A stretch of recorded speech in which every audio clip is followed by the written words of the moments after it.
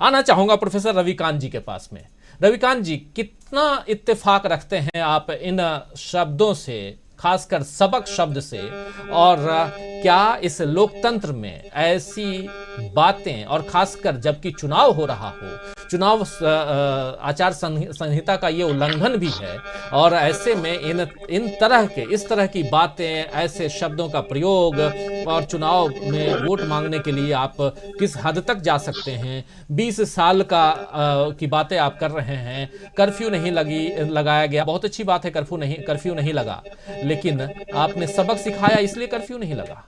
उससे पहले कांग्रेस की पार्टी थी तो रोज दंगे होते थे। किस दिशा में ले जाना चाहते हैं? राजीव जी, अभी कहावत मुझे याद आ रही है कि जो असल में काम करने वाले थे वो अब सत्ता में पहुंच गए हैं तो दंगा करेगा कौन। असलियत वही है। और आप पिछले 3 दशक का इतिहास उठा करके देख, समझौता एक्सप्रेस में वो आतंकवादी हमले से लेकर के, और जो फाइंडिंग आई थी उसके बाद कर्नल पुरोहित का नाम आया था, प्रज्ञा ठाकुर का नाम आया था, और साथ ही साथ पूरा हार्वर्ड यूनिवर्सिटी की तो थीसिस है इस पर कि दंगों में किसको फायदा हुआ। जब भारत में दंगे बढ़े तो उसका फायदा किस पार्टी को हुआ, किस विचारधारा को हुआ। और वो दंगा नहीं था, वो दरअसल, ठीक कह रहे हैं अमित शाह जी, मैं इस बात से बिल्कुल सहमत हूं कि उन्होंने सबक सिखाया। वो एक तरफा नरसंहार था। दंगा तो तब होता है जब दोनों समुदायों में बराबरी का मामला हो। दंगे होते थे पहले, इसमें कोई दो राय नहीं, लेकिन ये दंगा नहीं था, ये सबक ही सिखाया गया था और इसमें नरसंहार हुआ। और वो तमाम उदाहरण हम सबके सामने हैं।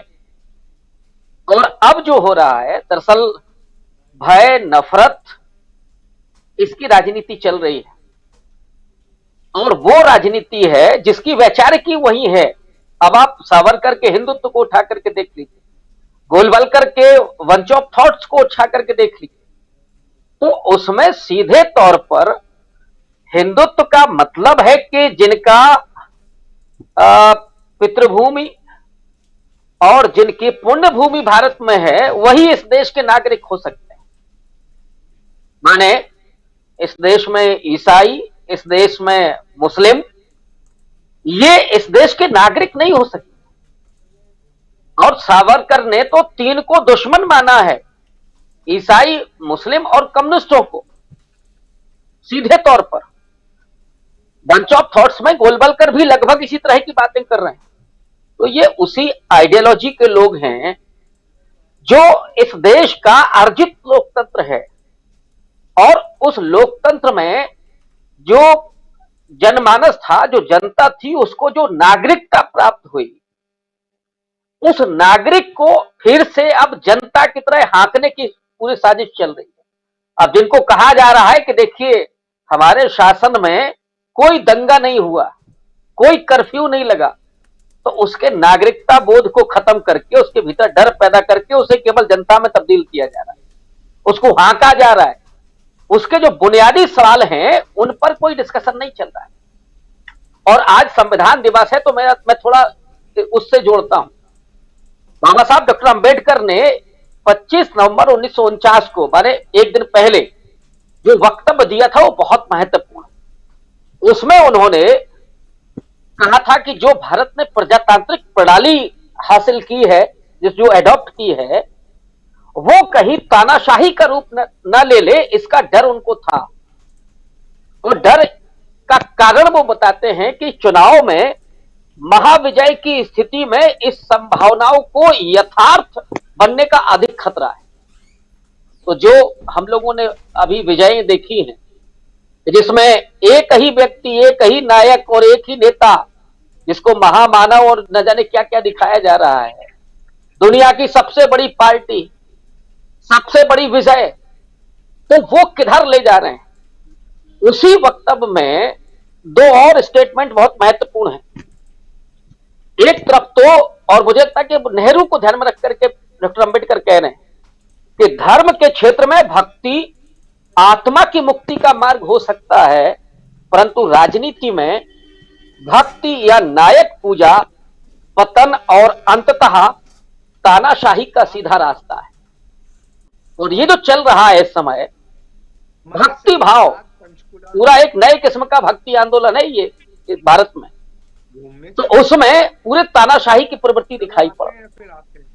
एक तीसरा स्टेटमेंट बाबा साहब का, जो जॉन स्टुअर्ट मिल के हवाले से उन्होंने बात कही थी कि हम अपनी स्वतंत्रता को एक महानायक के चरणों में भी समर्पित ना करें या उस पर विश्वास करके उसे इतनी शक्तियां प्रदान न कर दें कि वह संस्थाओं को नष्ट करने में समर्थ हो जाए। चुनाव आयोग, सुप्रीम कोर्ट से लेकर के आरबीआई होते हुए जितने भी संस्थाएं हैं, गोदी मीडिया तक, कहीं कुछ बचा हुआ है और किसके जरिए हो रहा है। तो ये जो परिस्थितियां आज हैं, जिसकी आशंका उस समय बाबा साहब अंबेडकर कर रहे थे कि इस देश का जो लोकतंत्र है वो कहीं खतरे में ना पड़ जाए, और ये पूरे तरीके से हम लोग देख रहे हैं कि एक तरफ तानाशाही की प्रवृत्ति है और दूसरी तरफ लोकतंत्र का मजाक बनाया जा रहा है। और ये जो स्टेटमेंट है ये इसी के मद्देनजर है कि उनको कोई चिंता नहीं है कि इसमें चुनाव आयोग कोई हस्तक्षेप करेगा या सुप्रीम कोर्ट कोई इस पर बयान देगा या कोई उस पर जांच समिति बिठाएगा, कोई चिंता नहीं है उनको। इसलिए वो कुछ भी बोल सकते हैं, सबक सिखाने से लेकर के और न जाने क्या क्या।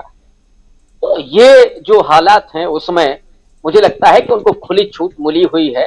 वो लोकतंत्र का मजाक बनाने पर तुले हुए हैं, लेकिन इस देश का आवाम, क्या अब वो नागरिक से जनता बनने के लिए तैयार है? ये सबसे मौजूदा सवाल है इस समय, सबसे जरूरी सवाल। जी बिल्कुल, बहुत ज़रूरी और बहुत महत्वपूर्ण सवाल है। लेकिन क्या सुप्रीम कोर्ट या चुनाव आयोग संज्ञान लेगा, ये भी एक बड़ा सवाल है जिस पर चर्चा हम कर रहे हैं। हमारे साथ अजय शुक्ल जी जुड़ गए हैं, वरिष्ठ पत्रकार। अजय शुक्ल जी, आपका स्वागत करता हूं इस कार्यक्रम में। और सीधा आना चाहूँगा मीनू जी, बहुत सारी खबरें आप रखती हैं, गुजरात की बहुत सारी खबरें, पदयात्रा की। अब पदयात्रा धीरे धीरे इधर उत्तर भारत की तरफ आ रही है। राहुल गांधी महू में हैं इस वक्त और भाषण जैसे देंगे, कोशिश करूंगा कि उनके भाषण को आप सबके सामने लेकर आए हम। लेकिन उससे इतर जो बात इधर गृह मंत्री अमित शाह ने कही है, हालांकि एक बात राहुल गांधी की बात मानने लगे हैं, ये बात